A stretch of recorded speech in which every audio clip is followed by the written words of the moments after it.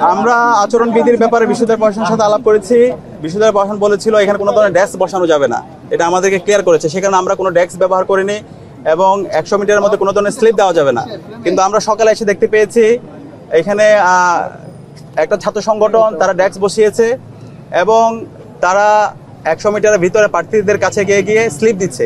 একটু নাম বলেন। আমরা দেখতে পেয়েছি ছাত্র দলের কয়েকজন প্রার্থীকে দেখতে পেয়েছি। তো আমরা অনুরোধ করব যে আচরণবিধি আছে সেই আচরণবিধি যেন মানা হয়। ভিতরে দেওয়া হয় না, আপনারা তো এগ্রি যে মিডিয়া অ্যাক্সেস দেওয়া হয় নাই। দ্বিতীয়, একটু আগে ইন্ডিপেন্ডেন্ট অবজারভার যারা সব সেন্টারে ঢুকে অবজার্ভ করছে তাদেরকে এখানে আটকে রাখা হয়েছে, ঢুকতে দেওয়া হয় নাই। এখানে অভিযোগ আসছিল যে অন্য প্যানেলের অন্য প্রার্থীদের পোলিং এজেন্টের বিপরীতে ছাত্রদলকে আলাদা সুবিধা দেওয়া হয়েছে, তাদের অতিরিক্ত পোলিং এজেন্ট দেওয়া হয়েছে। ওই অভিযোগ সকালবেলায় আসছে। ইসলামী ছাত্র আন্দোলন বাংলাদেশ এসে অভিযোগ দিয়ে গেছে তাদের পোলিং এজেন্টকে বের করে দেওয়া হয়েছে। আমরা যারা এখানে প্রার্থী হয়েছে সবাই জুলাইয়ের একজন যোদ্ধা। জুলাই আমরা প্রত্যেকে পরিচয় ভুলে গিয়ে ফ্যাসিবাদের বিরুদ্ধে আন্দোলন করেছি। জুলাই পরবর্তী আমরা যদি শহীদদের আকাঙ্ক্ষার আলোকে বৈষম্যহীন ইনসাফভিত্তিক বাংলাদেশ বিনির্মাণ করতে চাই, তাহলে যে জুলাই বিপ্লব ঢাকা বিশ্ববিদ্যালয় থেকে শুরু হয়েছে সেই ঢাকা বিশ্ববিদ্যালয়ে আমাদের গণতন্ত্রের চমৎকার একটা নজির স্থাপন করতে হবে। ইতিমধ্যে আমরা ডাকসু নির্বাচন শুরু হওয়ার পর থেকেই আমরা আমাদের সেই নজির দেখিয়েছি। আজকের নির্বাচনেও আমরা আশা করব আমরা যারা প্রার্থীরা আছি এবং যত ছাত্র সংগঠন আছে আমরা সবাই দায়িত্বশীল আচরণ করব। একই সাথে বিশ্ববিদ্যালয় প্রশাসনকেও আমরা বলেছি এই নির্বাচন খুবই গুরুত্বপূর্ণ। সারা দেশের মানুষরা এই নির্বাচনের দিকে তাকিয়ে আছে। এই নির্বাচনের মাধ্যমে আমরা দেশের কাছে চমৎকার বার্তা দিতে চাই, আমরা আমাদের গণতন্ত্রের একটা স্থায়ী রূপের দিকে, একটা ম্যাচিউর পজিশনের দিকে যেতে চাই। তো সেই জায়গায় আমরা বারবার বলেছি একটি ফ্রি ফেয়ার ক্রেডিবল ইলেকশন আয়োজন করার জন্য ওনারা যেন দায়িত্বশীল আচরণ করে। তো আমরা এখন পর্যন্ত অবজার্ভ করছি, পর্যবেক্ষণ করছি। আমরা আশা করব সকালে যেভাবে আমাদের নির্বাচন শুরু হয়েছে শেষ পর্যন্ত সুন্দরভাবে সুস্থভাবে নির্বাচন সম্পাদন হবে ইনশাআল্লাহ।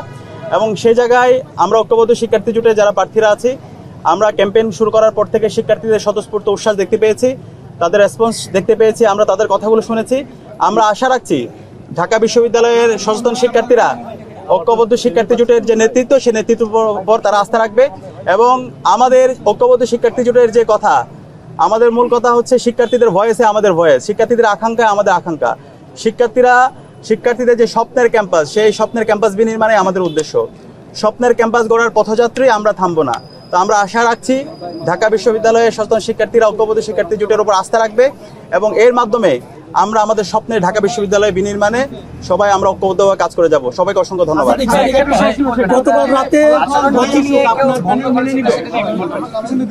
আমরা আচরণবিধির ব্যাপারে বিশ্ববিদ্যালয় প্রশাসনের সাথে আলাপ করেছি। বিশ্ববিদ্যালয় প্রশাসন বলেছিল এখানে কোনো ধরনের ডেস্ক বসানো যাবে না, এটা আমাদেরকে ক্লিয়ার করেছে। সেখানে আমরা কোনো ডেস্ক ব্যবহার করিনি এবং 100 মিটারের মধ্যে কোনো ধরনের স্লিপ দেওয়া যাবে না।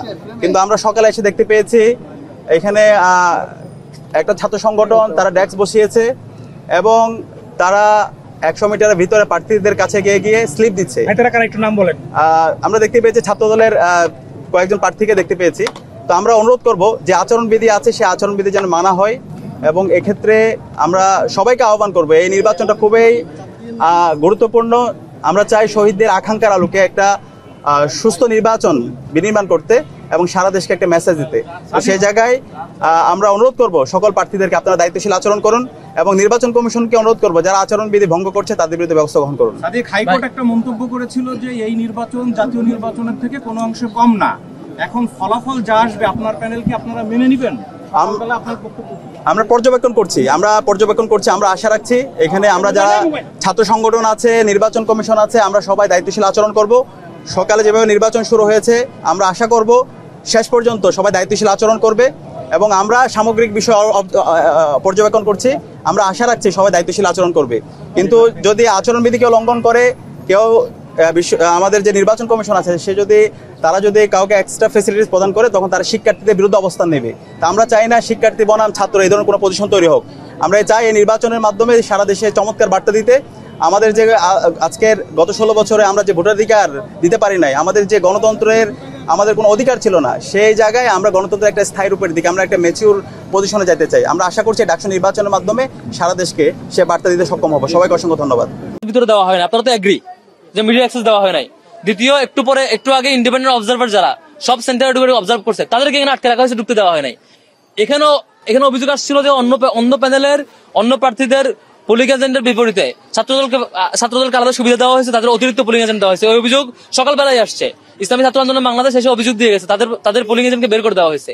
এই অভিযোগ আসার পরও মিডিয়াকে অ্যাক্সেস না দেওয়া, ইভেন ইন্ডিপেন্ডেন্ট অবজারভারকে অ্যাক্সেস না দেওয়া। এখন 10:30 কথা বলছি তো, ঢুকতে দিতে বলছি তো, বলছে একটু পরে কেন, ভিতরে কি চলতেছে এটা বলেন, একটু পরে কেন হবে, এখন ঢুকবে, আপনারা ঢুকেন, সব কেন্দ্রে ঢুকতে পারছেন, ঢুকবে না কেন? ম্যামকে ডাকেন, অবশ্যই স্যারকে ডাকেন, ভিতরে কি চলতেছে?